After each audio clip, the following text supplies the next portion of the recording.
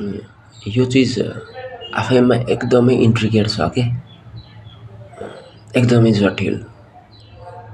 बहुतै complex. Present मोमेन्टमा world wide चाहिँ एकदमै वाइल्ड फायर जस्तै एस्केलेट भइरहेको, स्प्रेड भइरहेको चाहिँ त्यसलाई के भन्ने, प्रब्लम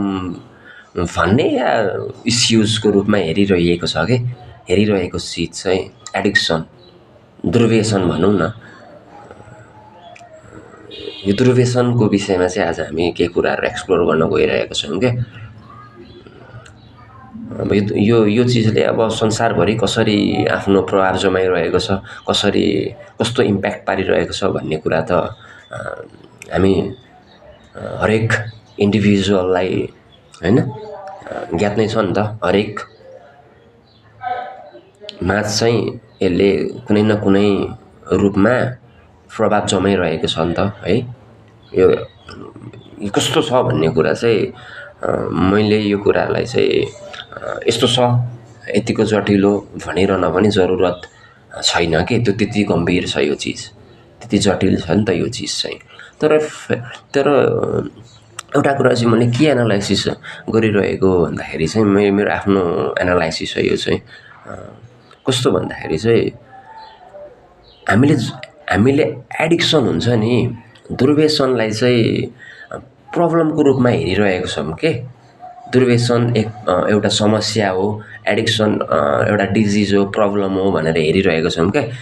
तर यसको फन्डामेन्टल यसलाई कोरमा चाहिँ एडिक्सनलाई हेर्दाखेरि चाहिँ एउटा कस्तो खालको एउटा प्याटर्न चाहिँ भेटिन्छ भन्दाखेरि नि, यसको नेचर भनौँ न। एडिक्सन सिम्पल भन्दाखेरि, एउटा सिम्पल भाषामा एउटा शब्दमा भन्दाखेरि एडिक्सन एउटा के हो त भन्दाखेरि डिपेन्डेन्सी हो क्या। कुनै पनि चिजप्रति हामी डिपेन्डेन्ट हुन्छौँ नि, त्यो डिपेन्डेन्ट बनाउन सक्ने, हामीलाई त्यसले भनौँ न निडी के, त्यो चिजप्रतिको हाम्रो निडिनेसले चाहिँ डिफाइन गर्छ जस्तो लाग्छ क्या मलाई जहाँसम्म। अब यसलाई यसरी बुझौँ न, जस्तो कि जाडो महिना छ या भाइस वर्षा गर्मी महिना छ। जाडो महिनामा हामीलाई, जाडोको समयमा भनौँ न, हामीलाई सबैभन्दा त्यो टाइममा नेसेसरी हुने लाग्ने युज भनौँ न, नेसेसिटी चिज चाहिँ के हो त भन्दा वार्मथ हो नि त। चाहे न्यानो प्रोभाइड गर्ने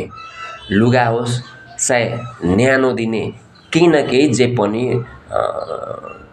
साधन भनौँ त्यसलाई, मिडियम्स भनौँ त्यसलाई।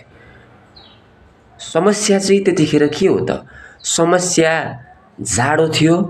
या जाडोलाई चाहिँ ढाक्ने, जाडोबाट बचाउने, जाडोलाई सर्भाइभ गराउने चाहिँ न्यानोपन हो। उदाहरणको लागि हामीले न्यानोपन प्रोभाइड गर्ने लुगालाई लिउँ ल, हामी बाक्लो कपडा चाहिन्छ नि त, न्यानो प्रोभाइड गर्छ नि त्यसले जाडोमा, हामीलाई जाडोबाट बचाउँछ, जाडोबाट हामीलाई बचाउनलाई हेल्प गर्छ। अनि त्यो त हेल्प गर्ने चिज भयो नि त लुगा त। तर त्यो लुगै के हुन्छ त, त्यो लुगा यस्तो चिज हुन्छ कि लुगा बिना हामी सर्भाइभ गर्न नसक्ने जस्तो हुन्छ नि। लुगाप्रति हामी एकदमै डिपेन्डेन्ट हुन पुग्छौँ के, त्यो लुगा, त्यो वान्स प्रति होइन र। त्यो वान्स प्रोभाइड गर्ने चिज चाहिँ के हुन्छ त, हाम्रो लागि एकदमै इन्डिस्पेन्सेबल भनौँ न, अति नै आवश्यक, नभई नहुने जस्तो चिज बन्न पुग्छ के। अनि त्यो चिजप्रति हामी के हुन्छौँ, डिपेन्डेन्ट हुन पुग्छौँ। भन्नुको मतलब यहाँनिर के छ भन्दाखेरि चाहिँ, हुन चाहिँ के थियो त, जाडो थियो नि त। जाडोलाई दबाउन, जाडोलाई भगाउन, जाडोबाट स्केप गर्नको लागि चाहिँ हामीले साधनको रूपमा युज गरेको थियौँ नि त त्यो चिज, के त, न्यानो प्रदान गर्ने कुनै मिडियम्सलाई। तर त्यही मिडियम्स पछि के हुन्छ त, हाम्रो डिपेन्डेन्सीको माध्यम बन्छ, निडी हुन्छौँ हामी त्यो चिजप्रति, चेज गर्न लाग्छौँ हामी, नभई नहुने जस्तो हुन लाग्छ त्यो विषय, त्यो वस्तु। यो कुरा बुझ्न इम्पोर्टेन्ट छ क्या। यहाँ के त भन्दाखेरि त्यो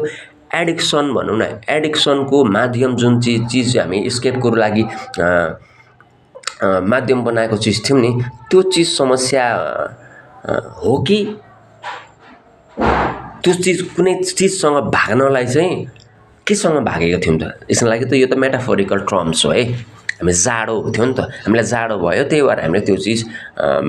माध्यमको रूपमा युज गऱ्यौँ प्रयोग गऱ्यौँ तर यहाँ के थियो भन्दाखेरि त्यो जाडो त्यो जाडो चाहिँ के त उदाहरणमा त्यो जाडो हामी भाग्न खोजेको चिज चाहिँ के हो त के कुरासँग हामी भाग्नलाई चाहिँ हामी एडिक्टिभ सब्सटेन्स भनौँ न या एडिक्टिभ कुनै पनि चिजसँग चाहिँ हामी निर्भर हुन पुग्यौँ त के चिजसँग भाग्नलाई यो कुरा भागेको चिज चाहिँ केसँग हो हामी भागेको चाहिँ केसँग हो त्यो कुरा चाहिँ फिगर आउट गर्न एकदमै जरुरी छ के यहाँनिर एडिक्सनसँग फाइट गर्न भन्दा पनि त्यो फिगर आउट गर्न के जरुरी छ भने हामी भागेको चाहिँ केसँग यदि हामीलाई अब जाडो छ त्यो कुरालाई जस्तोको त्यस्तै एक्सेप्ट गर्नतिर लाग्यौँ भने हामी के गर्छौँ जाडोलाई हामी स्वीकार्छौँ नि त हैन जाडो छ त ठिक छ त उदाहरण यो त एक्जाम्पल हो जाडो छ नि त ठिक छ त मैले त्यो जाडोलाई एक्सेप्ट गर्न सकेँ त्यो अरू चिज डिपेन्डेन्ट दिन के किनकि मैले त्यो कुराहरू एक्सेप्ट गर्छु नि त भन्नुको मतलब यो नेरी अब कसरी बुझ्ने यो चिजलाई हैन त्यो मिडियम्स पनि त्यही हो के हामी जे कुराप्रति डिपेन्डेन्ट हुन पुग्छौँ त्यो डिपेन्डेन्ट हुनतिर लागेको चिज चाहिँ जस्ट एउटा स्केपिङ गर्ने हामीलाई सर्भाइभल मेकानिजमको लागि हैन भनौँ या कोपिङ मेकानिजमको लागि चाहिँ हामीले युज गरेको चाहिँ एउटा साधन हो के माध्यम हो के तर त्यही चिजप्रति हामी डिपेन्डेन्ट हुन पुग्यौँ बस यो कुरा बुझ्न एकदम जरुरी छ पहिला एडिक्सनको नेचर एउटा प्याटर्न बुझ्न हामीले एकदम जरुरी छ क्या यो प्याटर्न चाहिँ हामीले चाहिँ फाइन्ड गर्नुपर्छ फिगर आउट गर्नुपर्छ के भागेको केसँग त्यो भागेको चिजसँग चाहिँ हामीले बस्न सक्नु पर्यो के एडिक्सनसँग फाइट गर्न भन्दा पनि जस्ट त्योसँग बस्न सक्नु पर्यो कि त्यसलाई अवेरनेसमा लिएर आउनु पर्यो कि त्यो चिज चाहिँ सिट इट विथ भन्छ नि सिट विथ इट भन्छ नि त्यो चिज के त्यो कुरासँग चाहिँ बस्न सक्नु पर्यो हेर्न सक्नु पर्यो त्यसलाई चाहिँ इन्ट्रिग्रेट गर्न सक्नु पर्यो त्यो चिजलाई है यो चाहिँ एकदम नेसेसरी छ यही कुरा चाहिँ हाम्रो एकदम कमन चाहिँ मिसअन्डरस्ट्यान्डिङ भइदिरहेछ के यो चिजलाई